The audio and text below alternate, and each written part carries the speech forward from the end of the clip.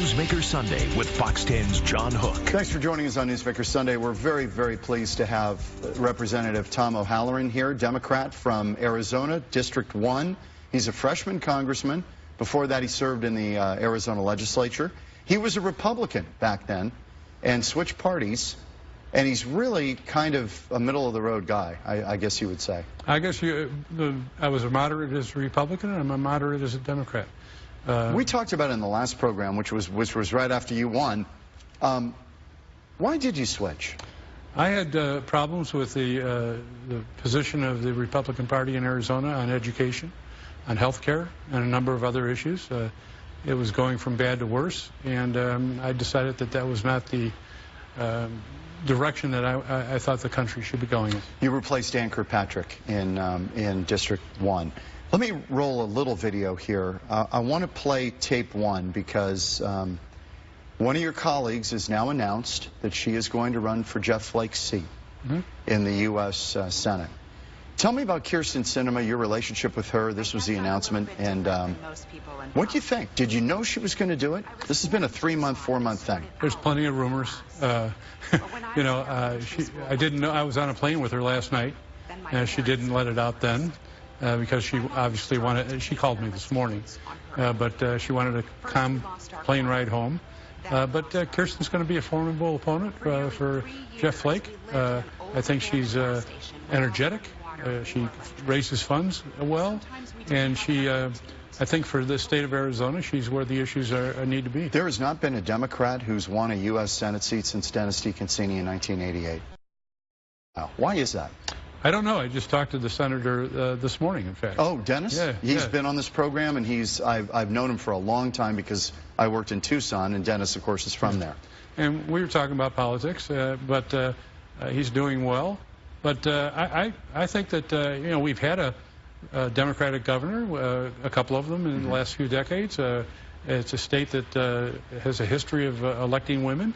And I think that, you know, in the environment that we're in, a person like Kyrsten is going to have a great opportunity. Let me ask you about a couple things going on in the world right now. First of all, tape number 4. This was an emotional day when Steve Scalise returned finally after being shot on a ball field. You were there. Tell me what this moment was like. Well, you know, the energy in the room was just unbelievable. A moment of unity? Yeah, oh, definitely a moment of unity. I mean, and he gave such a wonderful speech. He did. It was outstanding. He thanked all the people, and he thanked those that saved his life. He had a terrible time. Having been a homicide detective, I know what those types of wounds mean.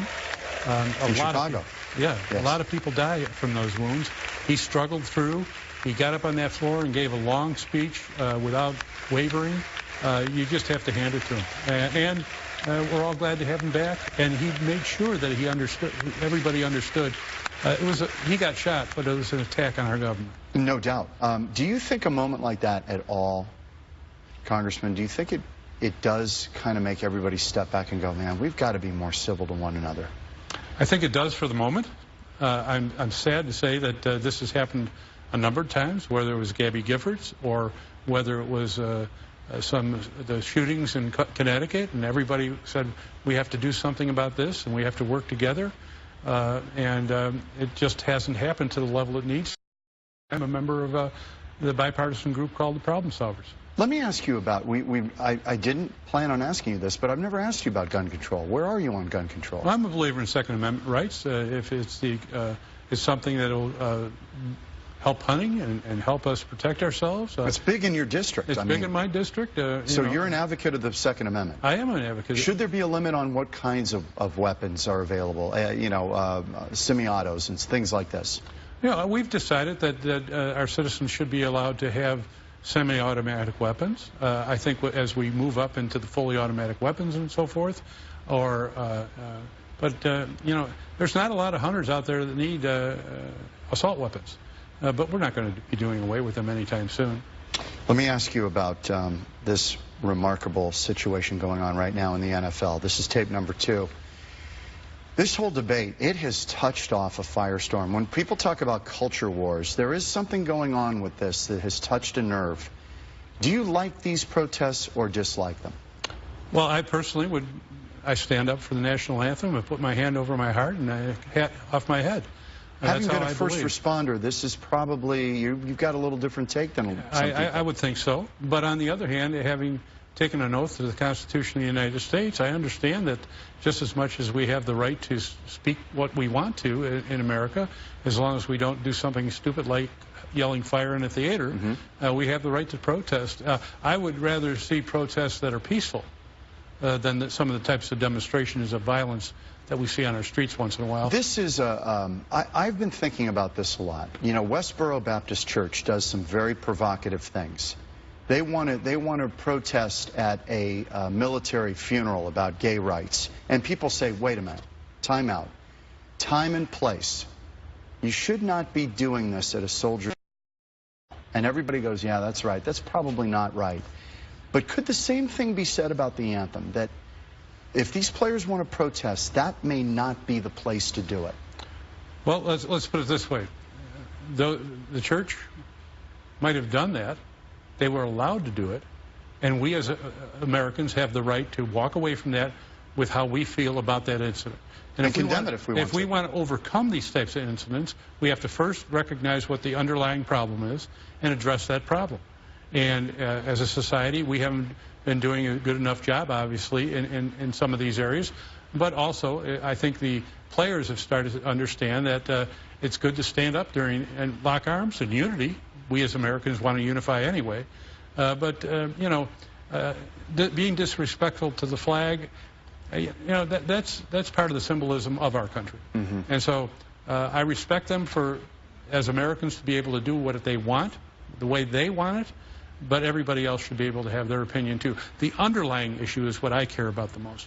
The issue of people being able to understand one another, work with one another, and make sure that we understand that in the eyes of our Constitution, we're all equal and should be treated that way. Let me play tape number 3. I just want to get your reaction because this threw gas on the fire. Take a listen. Wouldn't you love to see one of these NFL owners, when somebody disrespects our flag, to say, get that son of a off the field right now, out, he's fired. He's fired!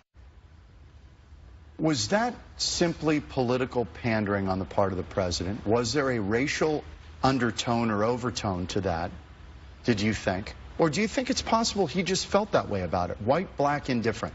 I don't know. I can't read his mind. I can say that one of the words he used there was disrespectful to the women and the mothers of America. I can say that within the confines of the presidency, that he has to become more of a unifier than separating us as a country. And it's his job in a time like this to instead of adding fuel to the fire, look out there and say, let's all sit down, let's identify what these issues are, and let's start to work with them and start to lead on the issues of bringing our country together unified instead of that type of rhetoric. Let me go through, it's interesting, I was looking through your voting record, tracking Congress in the age of Trump. This is according to 538. You've probably seen this. Your Trump score, how often O'Halloran votes in line with Trump's position? 43.5% of the time. A little less than half. That's a selected number of votes. That's not, and first of all, these are positions of the people that sponsored those bills, not Mr. Trump's positions. And so that. But it says who Trump, you know, if he supported or not. If he supported it, say the Federal Aviation Administration reauthorization of disaster relief. Trump supported it. You supported it. You voted yes. I supported disaster relief. Okay, now interesting. Imposing sanctions on Russia, Iran, and North Korea. The president opposed it. You said yes. Yes. Yeah. As did most of Congress. So you're parting company, obviously, I mean, you're a Democrat, you're going to part company with the president quite a bit of the time. I mean, you vote with him 40-some%, but you're against him about 2/3 of the time. I vote my district first. Right. I also vote in relationship to the issues of the bill and how I feel about that. I don't look at what Mr. Trump wants or doesn't want. That's really not your concern. No, he has a tax bill out now. I'll look at the underlying issues and analysis of the bill. I'm not going to look at because the president wants right. it. This is a separation of powers, right? Well, that's what we're there for. Okay, let me ask you about this. Penalizing states and locations that have sanctuary laws on immigration. Trump supported it, obviously. He's big on cracking down on illegal immigration. You said no. Yes. Tell me why. Because having been a police officer, I know what it takes out there on a busy Friday night, Saturday night, and throughout your tour duties to be able to maintain the safety on those streets as is. If you start taking police officers off the street to address these issues without any federal relief from the federal government, the federal government doesn't say, we'll add another 50, 100, 200 police officers. You're stuck being a de facto ICE agent. Yeah, exactly. Okay, and that's not the job of our local police. Since you've done it, let me ask you this. The other argument we hear a lot is that if you start really cracking down in those communities, it dries up information and your ability as a law enforcement officer to investigate crime. We've seen that already. You believe that? Oh, I believe it. So that isn't a talking point. That's reality out in the street. There has to be a trust relationship between, in my case, an investigator and the person I'm interviewing. And if there's no trust relationship, then there's no interview. Let me ask you about Obamacare, is what's been called the Affordable Care Act, but widely known as Obamacare. I want to show you this video. This is tape number 5. This didn't happen in your chamber. But John McCain, the thumbs down, he became a deciding vote not once but twice. Here he comes. He's going to give the thumbs down. Mitch McConnell standing there looking just forlorn. What did you make of this? I made it that this is John McCain. And John McCain understood. He has a great staff. He understood the implications of the law. Act of courage. And do we expect anything else from John McCain? I mean, he is who he is. The person you see is who he is. He and I agree all the time? No. You respect his service to our country. You respect that he does his homework, and you have to respect that his #1 position is to call the governor up here and say, you know, what is this good or bad for the people of Arizona? Let me ask you that. Is the Affordable Care Act, as we are kind of, let me say, stuck with it right now because the Republicans haven't been able to fix it or change it or repeal it, how's it working in your district? You know, we hear in Maricopa County we're down to 1 provider and the rates are soaring. Are you experiencing that around? Probably worse in rural Arizona. Okay. That's why I've sent a letter to the Senate. That's why I've sent a letter to the President asking for make sure we stabilize the marketplace and then fix this thing. It is fixable, you think? Well, I think it's fixable, but we have to make efforts at it to do it in the right way. The idea that we're fixing it because we made a promise and not fixing it because this is the right fix for it, or the idea that we are fixing it because we have to fix it within a time frame so that we don't cut into the 60-vote issue after September 30th. These are political discussions. Right, this isn't reality for our citizens. Let me ask you one more thing on health care. Do you think that down the line we will end up single payer at some point? I have no idea. Do you like that idea or not? No, that's the key. It is an idea. I mean, Bernie Sanders talks a lot about it, but the cost of it is just prohibitive. Well, I don't think anybody knows the cost of it. It has never been vetted at all. And so that's my issue. When somebody asks me, do I support it? I support making sure that all Americans have health insurance.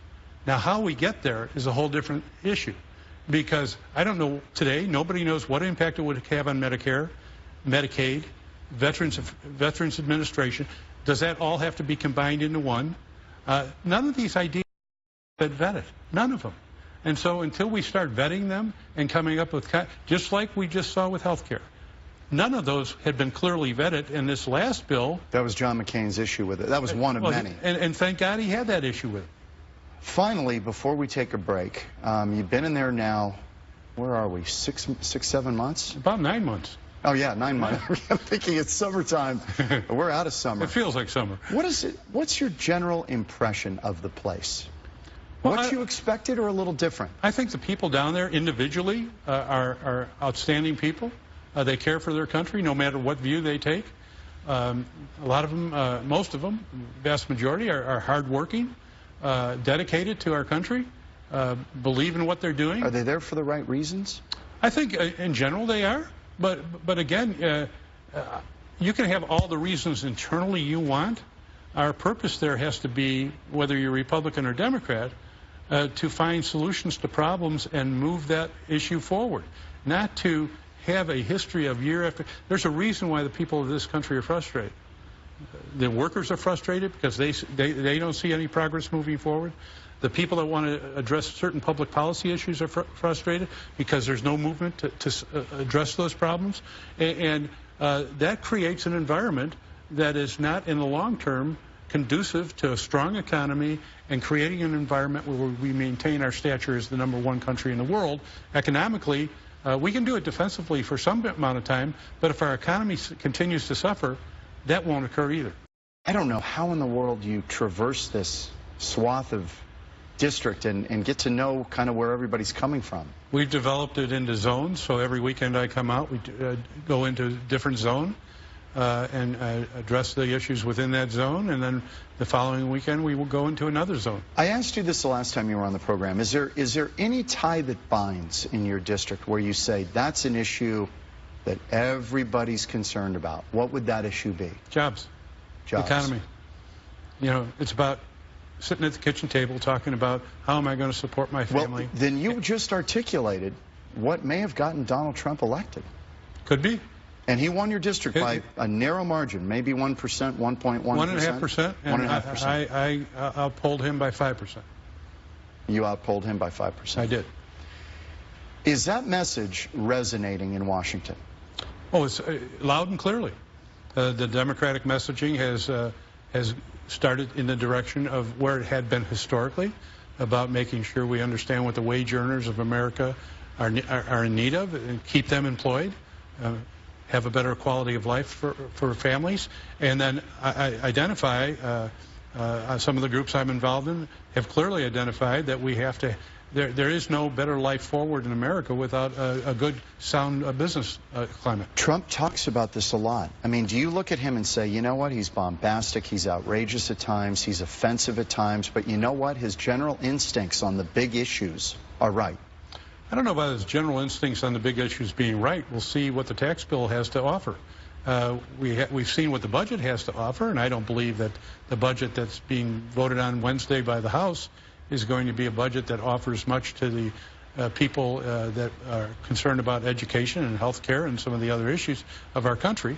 I voted for the defense bill, but I'm also on the Armed Services Committee and sit in on those classified briefings and have some concerns. Let's talk about taxes for a minute. Sure. We really don't have too much concrete. This is all going to be negotiated. But generally, just as a philosophy, do you believe that government is taking too much right now? And from which people? It depends what people want. You know, what do you think? We just increased defense by $70 billion. We are... so you got to pay for that. We just had a disaster in 3 different areas that's going to cost us about $300 billion over the next 5-10 years. These are all costs that, whether we like them or not, they're going to continue coming. And so we have to balance the difference. We have to incentivize our economy to the level that it creates more jobs, better paying jobs. We have to make sure that those that have not had a good raise in a long time but are still working Americans are able to have a higher quality of life, and those below them that have not been able to get a job and a good paying job are able to get a job because we've incentivized the economy. Okay, on the issue of kind of helping people feel that their life is improving, a tax cut for the middle class, working but kind of stagnating, and they have been for many years in this country, that seems like a reasonable proposal. That's what we have, is basically an outline of a proposal. We don't have a proposal. And we have a bunch of different numbers, whether it's 35% down to 20 for corporations, or three brackets instead of 7 brackets for individuals and small business. But those numbers are meaningless without understanding what's going to be done to the deductions and exemptions and all these other loopholes that are out there. So right now, the 35% for corporations is an effective rate of 18.6%. Right.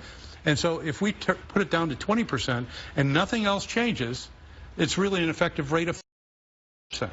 And we've moved the lower end of the bracket for individuals from 10% up to 12%, but doubled the standard deduction to $24,000. What does that really mean? we have to figure that out. Let's talk about generally where the job creation is in that top maybe 10%.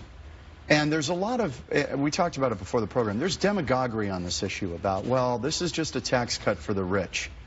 Well, the top 10% are paying 70% of the taxes in this country, federal taxes. Federal tax, right. So are they not paying their fair share when people say, let's tax them more? Aren't they doing their part? Well, I don't think anybody's saying tax them more.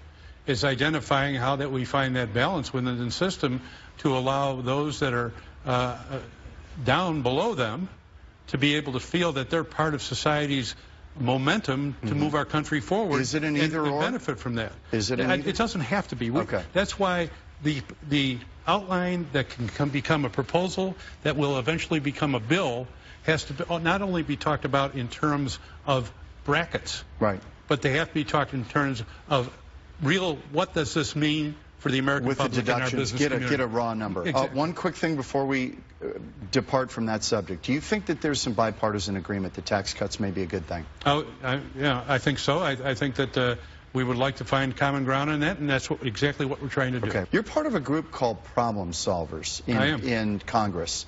This is a group of Democrats and Republicans that meet every week? Sometimes more often than that, and we have subcommittees, too.